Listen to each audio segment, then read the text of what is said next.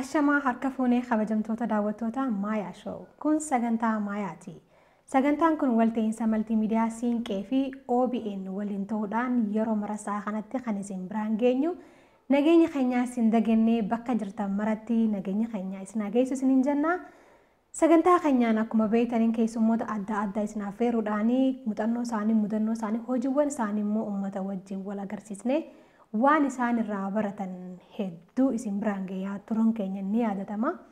Har'a immoo seenaa qabsoo uummata ituu irratti xiyyeeffatee kitaaba maxxanfame tokko irratti xiyyeeffachuudhaan barreessaa kitaaba kanaa as istiidiyoo Maayaatti affeerree isin wajjin turtii taasisuudhaa fi qophii keenya xumurreetti kan jirru hamma maayyii sagantaa keenyatti turtiin teessan nu faana haa ta'uun affeerraa kiyyaa an qopheessuun sagantaa kanaa Harabashat Tarrafaffaajiiti. Keessummaan kiyya immoo Fixabaas Museeti. Baga nagaan dhufteen siin jaa. Baga nagaan dhufteen. Hayyee Fixabaasin wanni nu quunnamsiisee qabrii 30 kitaaba jiru kana. Kitaaba kana keessa seennee takka takkaan laaluu keenya dura mee Fixabaasin mataan isaa eenyu hajoo kana daawwattoota keenyaan haa wal barre.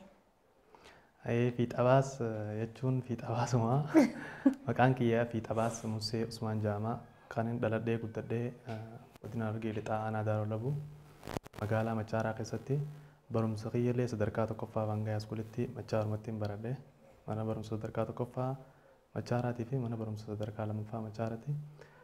Amma sadarkaa yuunivarsiitiidhaa yuunivarsiitii Ambootirraa dipaartimentii kompiitar saayinsiitiin eebbifamee taa'u jira jechuudha. Taa'u jira jechuun daleetiitu namatti asisteetu. Hayyee eega eebbifamtee hagamni ta'a? Amma eegeen eebbifame wagguma tokkoo fi walakkaa akkanaa amma. Ganaa ijoolleedha jechuudha.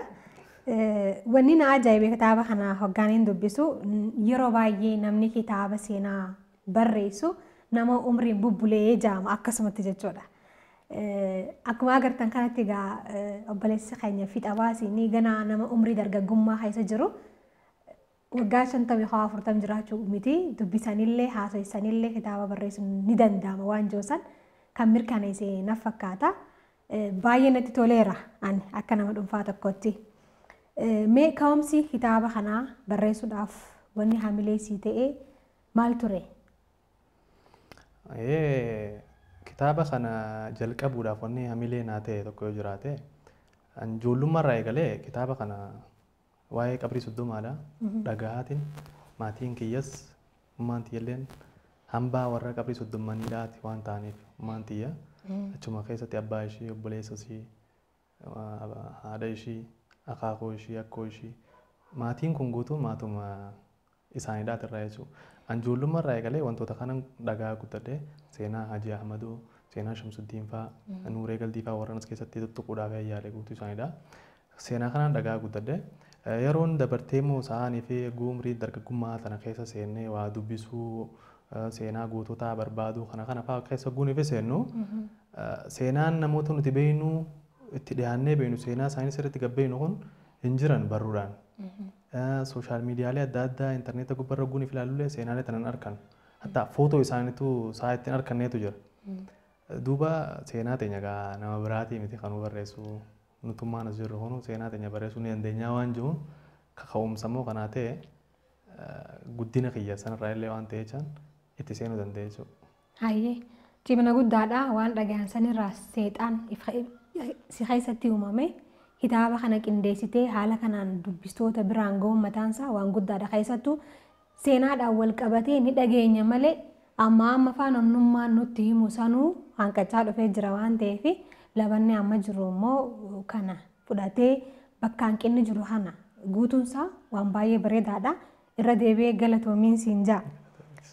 Mata dureewwan torbatu as kitaaba kana keessa jira. Mata dureen isaa qabrii 30 haa ta'u malee seenaa gootota ituu keessatti qabsoo bilisummaa uummata Oromootiif taasisaa turan hedduu isaanii kaaseeti kan jiru as keessa. Isaan keessaa muraasa mata dureewwan muraasa kaasneeti asitti ni mari'anna jechuudha. Kan akka Jiisaa Faamee haa kaasnu lola Jiisaa yookaan immoo lola Kanniisaa jaamuudhaan Harargee keessatti hangaafan ijoollee ta'e beeku lola Kanniisaa kana ati jiisaa jetteeti moggaasee kan baaste mee haa kaasnu mee akkam ture lolli san ka'umsi isaa maali ka'umsa lola hundaati jaama waan ta'eef ati immoo akkamitti kitaaba kana keessatti nuuf dhiyeessite waan jiru kana mee kanumarraa kaanu. Gabaabdumatti mata duree as keessa jiran keessaa qabriin soddomaadha mata duree bal'aa lamarra sadaffaa kitaaba kanaadhaan ta'a. Teheet osoo jiru garuu jalqabarraa eegaleeti qabsoon kun wal qabataati gabbu'a hanga gadi hanga qabrii soddomatti jechuudha. Walitti hidhata tanaafin gubbarraa eegalee walitti hidhaa kana gabbisuu danda'e. Jiisaa kajoo kan ammoo kanatti deebinee hoggoon ifa kana laallu jiisaan lola guddaa. Jiisaa jechuun akkan kitaaba keessatti tuquudhaaf yaaletti lola ilmi namaa akka qaraadhaatti itti jige jechuudha. Yookaan akka xaafii haamanitti itti jige jechuudha. Lola lubbuu nama baay'eedhaatiif nama guddaadhaaf fudhate jechuudha lolli kuni. Lola kana jechuun akka kitaaba keessatti bal'inaan kaayetiin jira. Dubbistoonni illee waan kana keessa jiranii akkaniif sirriitti baraniin afeeraa sumaanu. Garuu hoggoon ifin xiqqoo irraa ibsuudhaaf yaalu. Yaayyaa Alii Sireefaan qabsoon isaan mootummaa Minilikii wajjin godhan keessatti lola guddaa ofirraa deebisaa turan amata dheeraadha wal dura dhaabbataa turan eeganii fi amma 3 ol eega ofirraa deebisaa turan boodarra waraana guddaa fudhateeti Walda Gabriel kan dhufe jechuudha meeshaa faranjoota irraa harkatetti gargaarame jechuudha. Sa'a kana uummata keenyaan sa'a wal afaan dhufanitti ummanni keenya bakka sanitti Yaayyaa Alii Sireefaan hoogganaa waraana ituudha Yaayyaa Alii Siree ture yeroo sanitti itti aanaan isaadha mucaayaman muceeti. Yaayyaan Alii Sireedha sa'aa gaa waraanni diinaadhaa kun qawwee qabatee meeshaa ammayyaa kanaan gargaaramee carcar dhufutti isaan immoo wanni godhan ni ammayyeessan irra amma akka agarruutti addunyaa tana keessatti warra arbaallolee agarre dhageenye jechuudha. Sun qaroomina. Kan isaan kolole isaan agarre. Kan isaan amma addunyaa gubbaarra namni ni lole hin jiru. Ammayyummaan tana caaltee hin jirtu jechuudha gaafasumatti uummata keenya hoggoon ifee fudhannee. Isaaniif baala ceekaa dibataniiti. Akka kitaaba keessatti ibsu waan kitaaba guutuu gaa dubbaddeefiti asirratti. Bifa saniin ganama dhadhaa fi kana tuqanii aduun hawwituu uummata itti duulanii harkaan qaqqabanii hunda ijaan hanganii fi lolatti hagguman guddoorraa odeeffannu akka odeeffannetti. Haala kanaan uummanni keenya lola keessatti illee ammayyummaa isaatii fi qaroomina isaadhaa agarsiisaa ture waan jiruuf hagam takka akkanii fi didaa ture. Gabrummaa fudhachuudhaaf wantoota kana keessatti ni ibsa waan jiruuniin gabaabsee akkatti kaa'uu danda'e. Baay'ee bareedaadha. Keessumattuu amma lola kanniisaadhaan godhame kanaan hanga karaa wallaalutti ga'anii jira kitaaba kana keessatti barreessiteen ifiifuu ni beekta waan ta'eef hoggaan ifiin dubbisu akka waan fiilmii wayiinatti fakkaatan namoonni waraana meeqaan ammayyaa fudhanii dhufanii tooftaan itti malatanii waan qaban san loluun mataansaa hedduu qaroomina guddaadha bara sanitti jeetii yaada waan ta'eef kana kaasuu barbaade. Saniin booda Hamidoo diddaa gabrummaa kana Hamidoo faan karaa ittiin gara bosonaa itti seenan faantu jira. Hamidoon hoggaan fi kitaaba kana dubbisu sammuu kiyya keessatti maaltu dhufa nama guddaa tokko mee waa'ee Hamidoo xiqqashuma irra nu buusi. Hamidoon akka faaruu isaa manni isa faarsurraa hojii boonsaa inni uummataaf hojjeturraa baay'ee Hamidoon qabsaa'aa guddaa nama qabsaa'ota guddaa ammaan tana Oromoo yaamatu kana fakkeenya ta'e. Viidiyoo tokko keessatti jaarraan abbaa gadaa guni fi haasa'u. Fakkeenya akkanii fi hidhannoo qabu hidhatti seenuudhaaf jaarraa Hamidoon biroodhaa akka fakkeenya isaaf ta'e dubbate. Sooressi jaarraa abbaa gadaa. Akka jechuun qabsaa'ota guddaa amma uummanni Oromoodhaa akka fakkeenyatti fudhatu kanaafu nama karaa saaqee jechuun inni kun. Maaliif yeroo sanitti kophaa isaadhaa bosona seenee waraana jaarratee achi keessatti amata 20 ol mootummaa gabroonfataadhaan lolaa turuun hojii boonsaa inni hojjetee kaka'umsa inni uummata keessatti uume uummanni akkanii fi hin gabroomneef akkanii fi gabrummaa tana didan uummata agarsiisaa ture waa hedduu uummata barisaa ture uummanni illee isa fudhatee gootummaa isaa tana faaruudhaan ragaa ba'ee faarsaa turanii zaataanis guddaa waan ta'echa qaamni isaadha. Faaruu uummanni isaaf dabaluu irratti illee isa guddiftee gabaabdumatti tartiibni gubbarraa eegalee jiisarraa aanee Hamidootti dhufee Hamidoorraa akkasii gabbu'aa deemu diddaa uummanni keenya gubbarraa hanga jalaatti steeppiidhaan hogguunii fi gadaan kanaadha dabre kaan itti aanaa dhufu uummanni keenya didaa akkamitti akka inni gubbarraa ka'ee gabbuu agarsiisuudhaaf. Egaa kabajamtoota daawwattoota keenya kun sagantaa Maayaati. Sagantaan kun walta'iinsa maltiimiidiyaa Siinqee fi OBN waliin ta'uudhaan kan isiniif dhiyaatu. Turtii taasisaa jirruun seenarraa waa hedduu akka irraa barachaa jirtan abdii guddaadhaan qaba. Qophiin keenya ammallee itti fufaa nu wajjin ta'an isiniin ja'a. Kitaaba kana keessatti seenaa namni hedduun beeku keessaa seenaa Elemoo Qilxuuti. Gooticha Elemoo Qilxuu jechuudha. Kanaan wal qabatee waa hedduutu keessattuu bakka inni itti wareegamee wal qabatee jechuudha. Carcar xirroonii fi haroo raabaan as keessatti namni hedduun xirroo beekaa kun immoo haroo raabaatti wareegamee ja'anii mee seenuma kanaan wal qabatee waanuma ta'e san hamma ta'e irraa nu hawwachiisi. Kaan namni irra guddaan isaadha carcar xirroo ja'a ani isaan ganeefin seenaa tana arkee waan tana hubadhutti carcar xirrootti hin beekaa carcaruma xirrootti hin ja'a ture.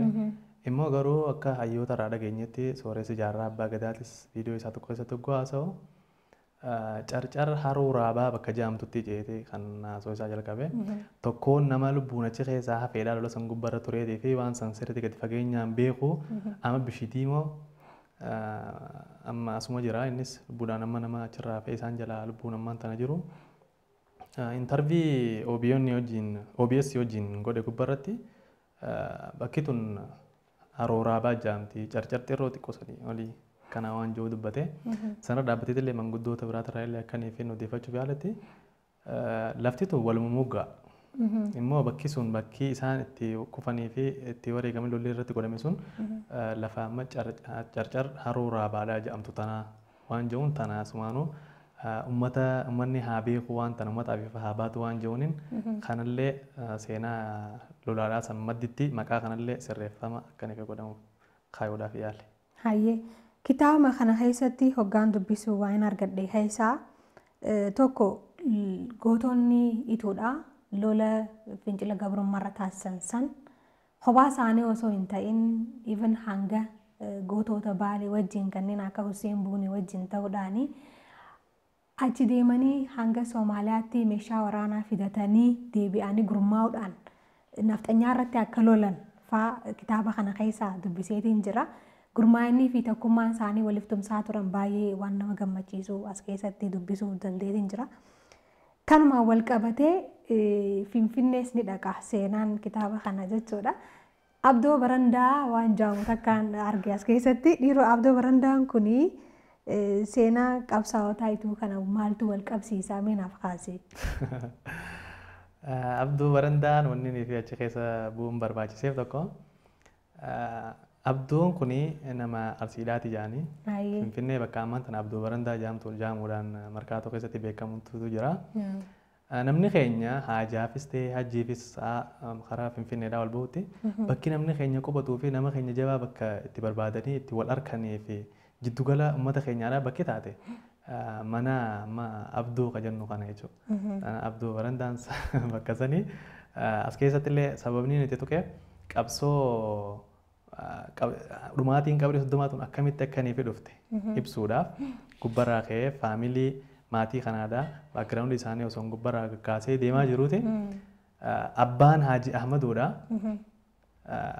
qabsoo inni warra gabroonfattoota gubbarraa mootummaan Haayila Silaaseetti gammudee isaan gubbaa kaa'ee agguu isaan uummata cinqanii uummata roorisaa turan achitti isaan fudhatu didaniitillee hanga oliidhaa dhufanii akkamitti akka neefii isaa kana farraa kaasuu danda'an ibsuudhaaf Abdoo Barandaa qubannaa isaaniitiif kanallee ibsuufin achuma keessatti namnillee waan tana beeku jechuudhaaf kaa'e. Bareedaadha haasuun kan keeti. Mee amma immoo suduudhaan jechuudha waa'ee qabri soddoma san hamma ta'e kaasneeti bira dabarra jechuudha. Dhiiroo qabriin soddomatu maali? Qabriin soddoma qabrii soddommaniiti. Jecha jimlaati murruqiidha.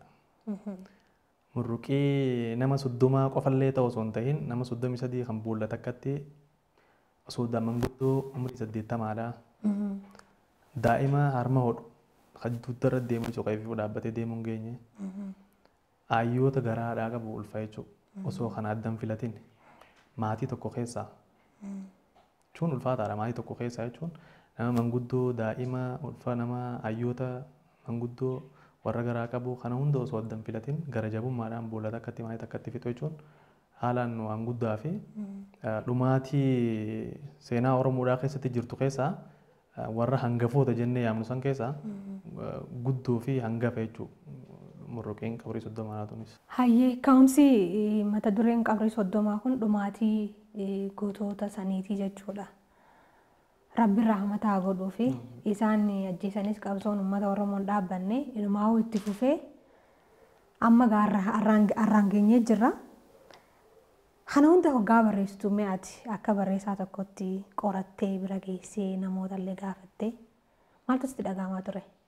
Akka nama lafa san keessatti dhalatee guddatee fi seenaa tana ijoollummaarraa dhagahaa guddate tokkotti hogguu waa'ee kanaadhaa deebitee qaama achi keessa ture nama lubbuun achi keessaa bahee warra lola isaanii wajjin gaggeessee kanneen irraa gunii fi gurraan dhagahaa waan san barreessitu hedduu faatasii akkamitti waan ijoollee keessatti uumamaa miira keessallee si galchaa deemta. Yeroo dheeraadhaaf hogguuniifin jalqaba barruu kanaadhaa itti seenee lafa kaa'u akkam akkaniifi ta'e akkam beeku daranin hogguuniifin qorachaa keessa gabbu'aa deemu bal'inni seenaa tanaadhaatii fi gara jabinni diinaa jabina uummata keenyaatii fi wantoota kanaadhaa kan hunda waan kana keessatti hubachaa tanaatiitu gaffageenyaan beekuu kiyyaatu akkan dirqama waan kana jala bu'e sun fadhe dadhabee hin jenne. Baasuudhaaf akkaniifin dirqama ofirra kaa'ee deemu na godhe jechuudha. Adaduma gaffageenya isaadhaa seenaa tana keessa gabbeeytuun guddina ishiitii fi hagam takka sochii akkam akkanii fi wanti tun qabdu hubatta. Santu anillee akkanatti cichee waan kana fiinxaan baasu na godhe jechuudha. Wanni ummaan tanteessitti himaa turtee fi haalli naannoo sanatti guddachuun kan ka'e akkana barreessitee qindeessitee uummata biraan akka geessu haamilee natti horee jira jettee yaaddaa? Ka'umsallee naa ta'e maaliif ijoollee ta'eeti amma hogguun ifin beeku manni akkanaa bakka akkanaatti ture akkanatti ture haala kanaan akkanatti amma akka seenaa keessatti amma ummaan tiyyallee natti himtutti seenaa gubbaratti illee akkanif hin dhaga'utti obboleessi ishiidhaa daa'ima ture daa'ima harma hodhu jechuudha duddarra deemattiin ummaan ishiidhaa. Sanii hogguun fi san keessa bu'anii isaan illeen achitti mootummaan kun isaan kana fixu ol darbeeti isaan jaadhaan diree boolla darbe jaan ajjeesee jechuudha. Daa'ima wantoota kanneen gaa iyyeensi daa'imoota kanaatii jira waa hedduu takkaa jira. Waan kana gaa ijoollummaarraa eegaltee akkana jechaa nutti himaa nu guddistu jecha keessa keetetti ijoollummaarraa immoo wantoota akkana dhagaa guguddatu ifiifuu sadarkaa takka waan inni si keessatti uumuu jira. Sun immoo ka'umsa guddaa takka naaf ta'e jeetii yaada. Hayyee yeroo hagamsirraa fudhate seenaa kana qindeessuudhaaf qorattee fiduudhaaf hagamsitti fudhate? Walumaa galatti jalqaba kitaaba qabrii soddomaadhaa kaa'uun qabaa jee kan inni itti seenee irraa jalqabee hanga maxxansee waan kana gabbaasuu ga'utti turtii amata 5 qaba. Waggaa 5 keessatti xumuramee jechuudha. Kitaabni kun hayyoota hedduun gulaalameeti kan jiru. Keessattuu hayyoonni addunyaa irratti barsiisaa jiran yuunivarsiitiiwwan gurguddaa irratti barsiisaa jiran kanneen akka Abbaa Malkaa fa'aa, Naasir Khalil jechuudha. Dooktar Bayyaan Hussein fa'aa sobaa qorattoonni seenaa fi xiinxaltoonni seenaa akka gaanfa Afrikaattis ni jiran jedhamanii yaadaman kanneen hin gulaalamuunsaa baay'ee kitaabni kun qulqullinaan akka bahu taasisee jira jeetiin yaada'an jechuudha. Irra caala immoo gaazexeessaa fi barreessaa Mahammad Siraaj gama qubeetiin waan jiru manzaraa lamaan waan irra deemina fakkaata. Galatoomiin sinjaa bakka jirtetti hoggaan dubbisu hammam bira ga'e hundatti dogoggora qubee fi seerluga irratti hin argine. Kun immoo cimina kitaaba kanaati jeetiin yaada akka ogeettii tokkotti jechuudha. Tarii osoo itti dabalame ati itti yaadne laata je'ee waan hin kaasu tokkoffaa itti dhiyeenyaan maatii seenaa kanaati ati nama qooda fudhatee jechuudha achi keessatti bakkeewwan kana deddeemtee yaaluudhaaf laaltee footoodhaan ragaa qabachuudhaaf yaaltee jirta. Akkasitti dilas marallee suuraadhaan deeggaruudhaaf yaadeet illee ture. Immoo gamoo boodaa suuraan guutuu isaadhaa harkatuu dhabuu fi wantoonni adda addaadhaa kuni kan barruu qofatti waan san qindeesseetuma kaa'u nagoote jechuu jalqaba duraan wantoota jiru hunda namoota kanallee suuraa isaaniitii wajjin lafa kunii fi waan kanaas lafa akkana tuqee dabru hunda keessa bifa suuraatiin deeggaree kaa'uudhaaf illee yaaleetiin ture. Immoo haala yerootii fi ammas barataa ta'eetiin ture. Barataa jira gaafa waan kana barreessu sun wal qabatee akkaniifin san hanga xarafaadhaa deemee fiixan baafne akkuma barruu qofaan qindeessutti daangesse jechuudha. Maaliifin siin jee yoo xiqqaate bakkeewwan sanni jiru bakkeewwan lolaa sanii jechuudha. Bakki qabrillee ni jira. Yeroo sanitti yoo suuraan kaasamu baatellee amma hoggurra deemtee qorattu kana osoo suuraa haastee suuraan deeggarame irra caala kana caala cimee namni bakka kana namni ilaaluudhaan jechuudha dubbisee wal bira qabee ni ilaala jechuudha. I hope marsaa lammaffaa irratti waggaa maxxansitu kanallee itti yaada jedhuudhaan qaba. Inni biraa kitaabni seenaa waggaa barreeffamu wanni guddaan barreessaan takka xiyyeeffannaadhaan of eeggannaadhaan qabachuu qabu ragaaleedha. Maddoota ragaa. Maddoonni ragaa kan keetii duratti akkanaaf kaastee waan hin odeeffadheerraa naan jechaa turte. Sanirraan dabalataan maal fa'aa turanii maddoonni san jechuudha? Maddoonni manguddoodha. Manguddoo hayyoota warra qaamaan achi keessa ture jechuudha. Warri irra guddiin isaaniidha. Madda gubbara namni jiruu fi maqaan isaaniidha warri keessa jiru hedduu as gubbaratti jechuudha. Tokkoon tokkoo isaaniidha ogguun ifirra deemtuu gadi fageenyaan gaa seenaa takka ogguma keessa gabbu'aa deemtuun sii bal'ataa adda baafataa deemta. Tana keessatti eenyu bakka kana gubbara ture eenyutu as gubbara tureedhaani waan kana kan inni fi nanis irraa qoradhe jechuudha. Akkas jechuun namuu waan ijaan arkee fi waan hojiidhaan godhe san naa odeessa jechuudha. Madda bifa saniin adda baafachaa irraa dhugoonfachaa bifa saniin deeme. Maddii tokko kitaaban irraa kan kitaaban hin dubbisee fi sooshaal miidiyaa adda addaa wantoota adda addaa takka kan irraa ilaale maddoota gubbaarra riifaransii gubbaarra kaayatiin jira. Haala kana fakkaata. Maddoota kana argachuudhaaf ragaawwan kanneen gaafa sassaabdu immoo bu'aa bahiin jiru maal fakkaata ture immoo? Bu'aa bahiin jiru wanni xiqqoon hundi bu'aa bahiinuma qabdi.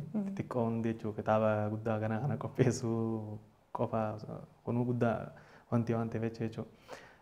Isaan kana qunnamuudhaaf isaan kana harkachuu dhabuu jira.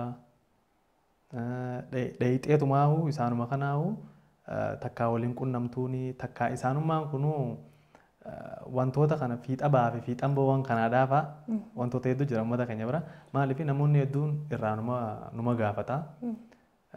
Kaanis numa iyyaafataa numa deemaa amata dhufaa dabaraan akkasuma namni irraa odeeffatu.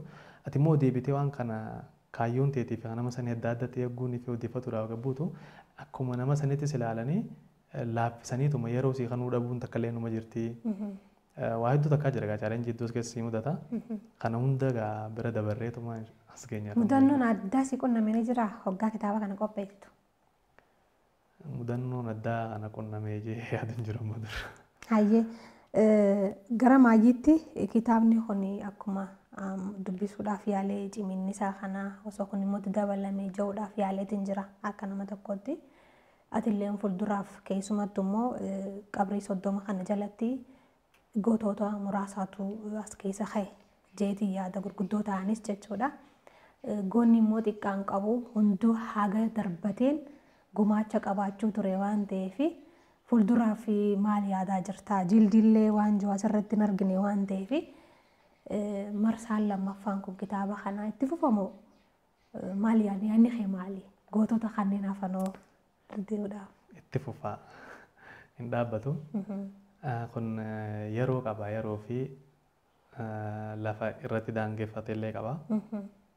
Amma deemee kana mootummaa aga sochii mootummaa dargiidhaati wajjin godhamtu irratti hin dhaabe. Itti fufachuun wanni sanboodaatii illee wanni inni fi achirra dhaabee kan sanboodaatii illee ittiin galchiniif abdii itti fufaa jawaan lafa kaadee jiruufin. Kanaaf nu kitaaba biraas irraa eegnaa jechuudha fuulduraaf. Inshaallah.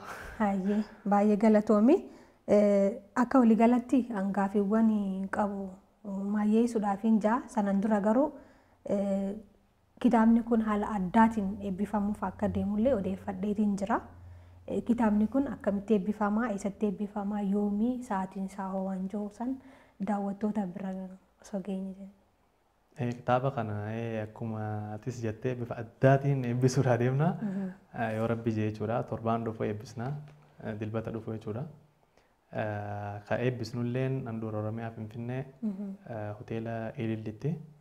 Guyyaan isaatis gurraandhala 26 2023 akka lakkoofsa Awurooppaatii fi yookaan gurraandhala 19 gurraandhala 19,2015 akka lakkoofsa biyya Itoophiyaadhaa kanatti kan eebbifamu ta'a. Torbaan akka boruu jechuudha. Torbaan akka boruu jechuudha. Kanaafuu daawwattoonni keenya hundi keessanuu warri Finfinnee jirtanis warri dhaluudhaan jirtanis naannoo Finfinnee irraa jirtan kottaatii kitaaba kanaa waliin haa eebbisnu jechuun jira fixabaasi hangama kiyyaan gaafiiwwan an qabu fideetiin jira. Namoonni ati galateeffattu dhaamsa qabdu yoo jiraate carraa dhaamsa kana jechuudha. Galatni kan rabbii ol ta'eedhaati jira duraan dursinee itti aansinee immoo galata kitaaba keessatti illee tuttuqoof yaaleetiin jira. As keessatti kitaabni kun irra kallattii kana qabaatee bahuudhaaf hedduu na wajjin carraaqaa kan ture tokko Abbaa Malkaaraati. Kitaabnummaan kun wanni hundi dursa feeti. Kitaabni kun maxxaneetillee uummata biraan gahuudhaaf keessumaa kiyya Ahmad Jamaal Ahmad ispoonsara naatee waan kana aga xarafa irratti illee na wajjin deemuu isaatiif isaan lamaan galatoomaan jedhan. Hayyee anis irra deebi'ee keessumattuu kitaaba ispoonsara gochuu jechuun waan guddaadha. Galatoomiin jedhani. Hayyee kabajamtoota daawwattoota keenya sagantaan Maayaa Show torban kanaa kanuma hamma torbaanitti torbaan gaarii sinaawa an qopheessuun sagantaa kana Harrasheetti Arrafaa Faajjiitiin ture. Keessummaan kiyyaarraa immoo barreessaa fi ogeessa kompiitar saayinsiidha. Fidhabaas Musee ture galatoomiin siin ja'a milkaa'e. Galatoomeetillee.